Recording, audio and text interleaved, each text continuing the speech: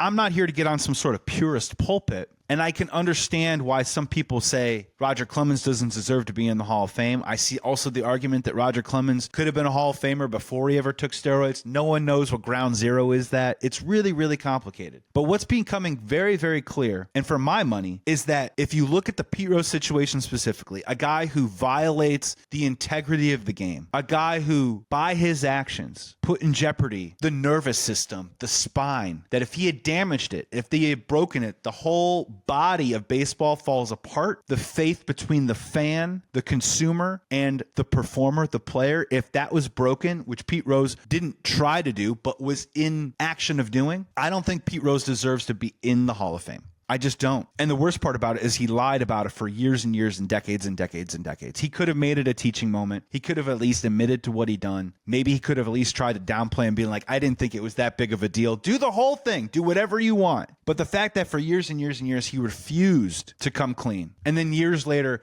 would come clean after years of lying about it, it's a tough sell. And when it comes to Shoeless Joe Jackson, it's so far down the road right now. Do we ever really know the full story? It's hard to say. But these players, their names need to be not enshrined with the great players of the game, but they need to be a part of the story of baseball. Those are two different complete conversations, and they both probably need to be housed within Major League Baseball's Hall of Fame. So it's a little bit of a walk and chew gum at the exact same time. But for my money, when this committee comes up in a couple of years, I hope that they decide and make the decision and honestly use it as a teaching tool, that Pete Rose does not get into the Hall of Fame, that maybe Pete Rose's story gets to be told at some point in a historical sense, but he does not get a chance to take his place among the greats in Hall of Fame. And let it serve as a continued cautionary tale of what happens when you cheat yourself and you cheat the game and you threaten the very basis and soul of its integrity.